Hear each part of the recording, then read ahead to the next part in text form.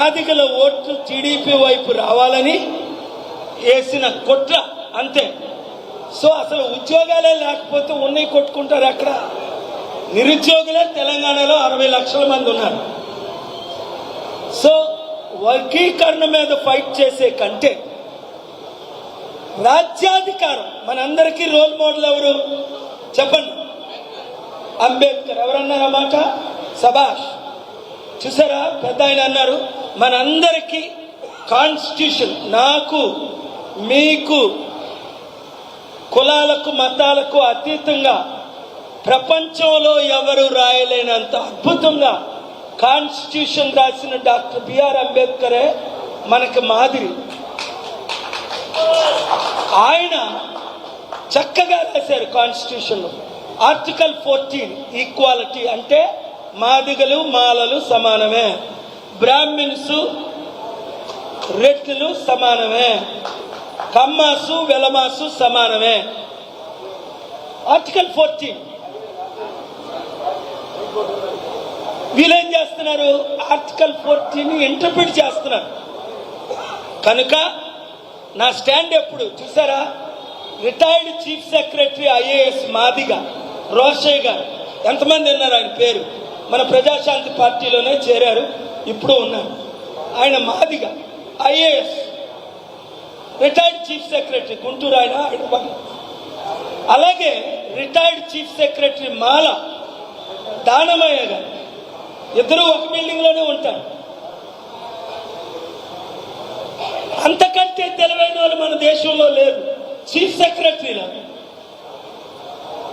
ఐఏఎస్లుగా start అయ్యి chief secretary retire అయినారు. వాళ్ళే అన్నారు కులాలు వద్దు మనకని. ప్రజాశాంతి పార్టీలో ఇద్దరూ చేరారు. కనుక అర్థం చేసుకోండి, మూర్ఖులు తప్ప ఈ కుల సంఖ్యలలో ఎవరు మళ్ళీ వాళ్ళే అంటారు ఏమని? కులాలకు అతీతం అంటారు వాళ్ళు. ఎందుకంటే ఆ కులాలే ఏలాలి కనుక, ఆ 2 కులాలే ఏలాలి ఇంకో 75 సంవత్సరాలు. కనుక బీసీలారా వినండి, ఆర్టికల్ 14 బీసీలు 112 కులాలు, 106 కులాలు, 60% ఉన్నాం మనం బీసీలో. నేను బీసీ కాపుని, కులాలకు అతీతంగా దళితుల అమ్మాయిని పెళ్లి చేసుకున్నా. మనం 90% ఉన్నాం. అంటే బీసీ, ఎస్సీ అంటే మాదిగా, ఎస్టీ, క్రిస్టియన్, ముస్లిం. మరి మన బీసీలో ఒకరు ముఖ్యమంత్రి ఎందుకు కాలేదు? 78 సంవత్సరాలు. ఇప్పుడు రేవంత్ రెడ్డిని తీసేసి పొంగులేటి శ్రీనివాసరెడ్డిని చేయాలని కొందరు ఆలోచన. పొంగులేటి శ్రీనివాసరెడ్డి కాదు, కోమటిరెడ్డి వెంకటరెడ్డిని చేయాలని ఇంకొకరు ఆలోచన. అసలు సీనియర్ ఉన్నాడు ఉత్తమ్ కుమార్ రెడ్డి, ఆయన్ని చేయాలని ఇంకొకరు ఆలోచన. అరే అందరికంటే నేను రౌడీ నెంబర్ 1 జగ్గారెడ్డి, నా చారిటీనే ఆక్యుపై చేయబోయాడు. పంచి ఓడగొట్టాం జగ్గారెడ్డికి. అప్పుడు నా గురించి అర్థమైంది ఆయనకి. ఒరే బాబు, పాల్గారు పంచులు కూడా పీకేస్తారని పరిగెత్తాడు, పారిపోయాడు.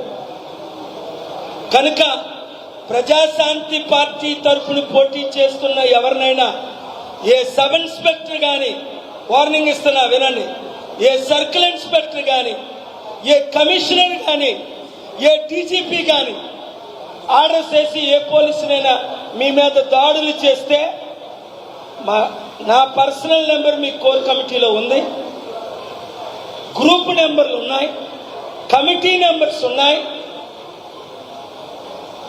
నేను హైదరాబాద్లోనే ఉంటున్నాను, 3 గంటల జర్నీ. మొన్న మీడియా మిత్రుల మీద దాడి చేస్తే మోహన్ బాబు నేను ఇక్కడనే 350 మంది మీడియా మిత్రులు ధర్నా చేస్తుంటే నేను ఒక్కడనే వెళ్ళి అవుట్ సైడర్గా మోహన్ బాబుకి క్షమాపణ చెప్పు లేదా అరెస్ట్ చేయిస్తా అన్నా. విన్నారా? మోహన్ బాబు లైఫ్లో పుట్టేవాడికి క్షమాపణ చెప్పడు. నా శిష్యుడే, నా పాదాల దగ్గరే కూర్చున్నాడు, మంచోడే. కానీ ఒక TV9 రిపోర్టర్ని చితక్కొట్టాడు. హాస్పిటల్కి వెళ్ళి క్షమాపణ చెప్పిందాక నేను ఊరుకోలే. వింటున్నారా మీడియా మిత్రులు? అది నాకు మీకు ఎలాగా ఇల్లు కట్టిస్తా, నేను మీకు ఎలాగా అభివృద్ధి